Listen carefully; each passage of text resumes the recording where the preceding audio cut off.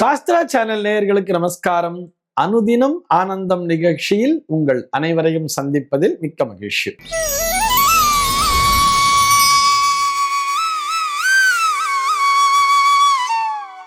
இன்று 12/9/2025 இந்த நாள் குறித்து பஞ்சாங்கம் என்ன சொல்றதுன்னு பார்க்கலாம் வாங்கோ. இன்றைய தினம் விஸ்வாவசு வருடம் ஆவணி மாதம் 27ஆம் தேதி வெள்ளிக்கிழமை. திதி பார்த்தோம்னா தேய்விரை பஞ்சமி திதி காலை 9:59 வரைக்கும் இருக்கு. அதனைத் தொடர்ந்து தேய்விரை ஷஷ்டி திதியானது வந்து விடுகிறது. நட்சத்திரம் பார்த்தோம்னா இன்னைக்கு பரணி நட்சத்திரம் பகல் 11:56 வரைக்கும் இருக்கு. அதனைத் தொடர்ந்து கிருத்திகை நட்சத்திரம் என்பதும் வந்து விடுகிறது. இந்த நாள் முழுவதுமே ஒரு சித்தயோகம் கூடிய நாளாக அமைந்திருக்கிறது. இதுபோக பஞ்சாங்கத்திலே வரக்கூடிய யோகம் அப்படின்னு சொல்லி பார்த்தோம்னா இன்னைக்கு வியாகாத்தம் அப்படிங்கிற ஒரு யோகத்தை கொடுத்திருக்கா. கரணம் பார்த்தோம்னா தைத்திலம் அப்படிங்கிற ஒரு கரணம் காலையில 9:59 வரைக்கும் இருக்கு. அதனை தொடர்ந்து கரஜை என்கின்ற கரணமானது வந்து விடுகிறது. இந்த நாளானது ஒரு கீழ்நோக்கு நாளாக அமைந்திருக்கிறது.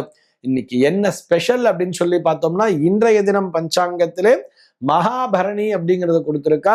இது என்ன மகாபரணி அப்படிங்கிறத நேற்றைய தினம் எபிசோட்லயே விளக்கமா பார்த்தோம். இருந்தாலும் மீண்டும் ஒருவரை நினைவூட்டுகிறோம். இந்த பரணி நட்சத்திரம் என்பது பரணி நட்சத்திரத்தினுடைய அதிபதி என்பவர் யமதர்மராஜனை குறிக்கும். அதுவும் இந்த முன்னோர்கள் வழிபாட்டிற்குரிய விசேஷமாக இந்த மகாலய பக்ஷ நாளிலே வரக்கூடிய இந்த பரணி நட்சத்திர நாளை மகாபரணி என்று சொல்லுவார்கள். ஆக இந்த நாளிலே விசேஷமாக யமதர்மராஜனையும் வழிபட வேண்டியது, இதுபோக முன்னோர்கள் வழிபாட்டினையும் விசேஷமாக மேற்கொள்ள வேண்டியது. இன்றைய தினம் முன்னோர்கள் வழிபாட்டினை மேற்கொண்டு தான தர்மங்களை அதிகமாக செய்பவர்களுக்கு யம பயம் என்பது நீங்கும் என்பதையும் புரிந்து கொள்ள வேண்டும். இதுபோக பஞ்சாங்கத்திலே சந்திர சஷ்டி அப்படிங்கிறத கொடுத்திருப்பா. இது என்ன சந்திர சஷ்டி அப்படின்னு சொல்லி பார்த்தோம்னா இன்றைய தினத்திலே இந்த கோபூஜை செய்து வணங்குவதன் மூலமாக நமக்கு அந்த மகாலட்சுமி தாயாரினுடைய அந்த அனுகிரகமானது பரிபூரணமாக கிடைக்கும். இதுபோக இன்றைய தினம் பஞ்சாங்கத்திலே சப்தரிஷி பூஜை மற்றும் அர்க்யம் அப்படிங்கிறத கொடுத்திருப்பார். இது என்ன சப்தரிஷி பூஜை மற்றும் அர்க்யம் அப்படின்னு சொல்லி பார்த்தோம்னா இந்த சப்தரிஷி பூஜையானது விசேஷமாக காசி விஸ்வநாதனுடைய ஆலயத்திலே மாலை பொழுதிலே தினந்தோறும் நடைபெற்று வருகிறது. நாம் சாமானிய மக்களாகிய நம்ம இந்த சப்தரிஷிகளையும் வழிபடுவதற்கு ஒரு உகந்த நாட்களாக ஒரு சில நாட்களை கொடுத்திருப்பார்கள். அந்த நாட்களிலே அந்த வரிசையிலே இந்த நாளும் ஒரு நாளாக அமைந்திருக்கிறது. இன்னைக்கு என்ன சார் பண்ணணும்னு சொன்னா அந்த சப்த ரிஷிகளினுடைய பெயர்களை சொல்லி அவர்களுக்குரிய பூஜைகளை செய்வதோடு அவர்களுக்கான அர்க்யத்தினையும் விட வேண்டும் அப்படின்னு சொல்றார். இந்த சப்த ரிஷிகள் என்று ஒரு 7 ரிஷிகளை சொல்லியிருப்பார். அத்ரி, வசிஷ்டர், கௌதமர், கஷ்யவர், விஸ்வாமித்திரர் மற்றும் ஜமதக்னி போன்ற அந்த 7 ரிஷிகளுடைய பெயர்களை கொடுத்திருப்பார்கள். அந்த ரிஷிகளினுடைய பெயர்களை சொல்லி அவர்களுக்குரிய அர்க்யத்தினையும் விட வேண்டியது. உதாரணத்திற்கு ஒரு விஸ்வாமித்திர ரிஷியை நினைச்சுட்டோம்னா விஸ்வாமித்திர மகரிஷியை நமஹா இதமர்க்கியம் இதமர்க்கியம் இதமர்க்கியம் என்று, அர்க்யம்னா என்ன, தீர்த்தத்தை விட போறோம் அவ்வளவுதானே. அந்த ரிஷியை நினைச்சுண்டு இந்த 7 ரிஷிகளினுடைய பெயர்களையும் சொல்லி அவர்களை வணங்க வேண்டும். அவர்களுக்குரிய அர்க்யமாக இந்த தீர்த்தத்தினை விட வேண்டும். இதெல்லாம் நாங்க பண்றதுனால எங்களுக்கு என்ன சார் பலன்கள் கிடைக்கும்னு சொன்னா, ரிஷிகள் எல்லோரும் யார் தெரியுமா? இன்றைய தினத்திலே நாம் விஞ்ஞானிகளாக பார்க்கிறோம் அல்லவா. இன்றைக்கு நமக்கு எல்லாருக்கும் தெரிஞ்சலாம் ரொம்ப பெரிய சயின்டிஸ்ட் அவரு. நமக்கு தாமஸ் ஆல்வா எடிசனை தெரியும், ஐசக் நியூட்டனை தெரியும். இவர்களாம் நிறைய கண்டுபிடிப்புகளை கொடுத்திருக்கிறார்கள் என்று சொல்கிறோம் அல்லவா.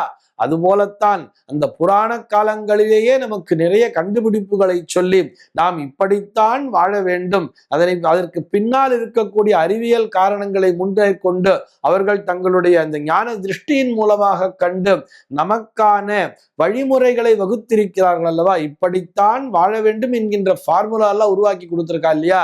அதனால அவர்களை நாம் நினைத்து அந்த ரிஷிகளுக்கான அர்க்யத்தினையும் விட வேண்டியது.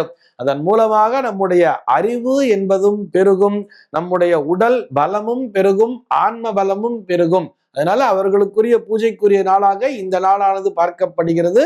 சப்த ரிஷிகளையும் வணங்கி எல்லோரும் வாழ்விலே வளம் பெற வேண்டியது.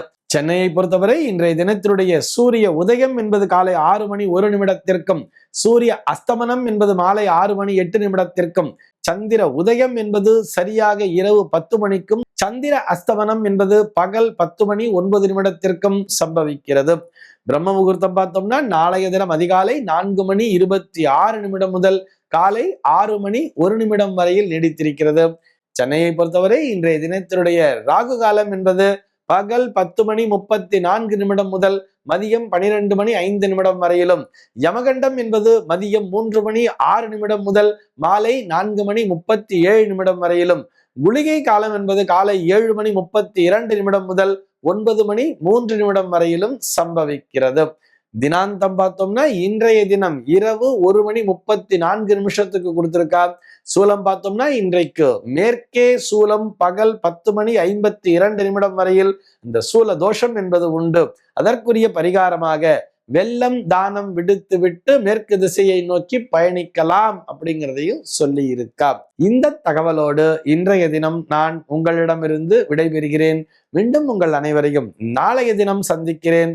அன்பர்கள் அனைவருக்கும் அனுதினமும் ஆனந்தமாய் அமைய பிரார்த்திக்கிறேன்.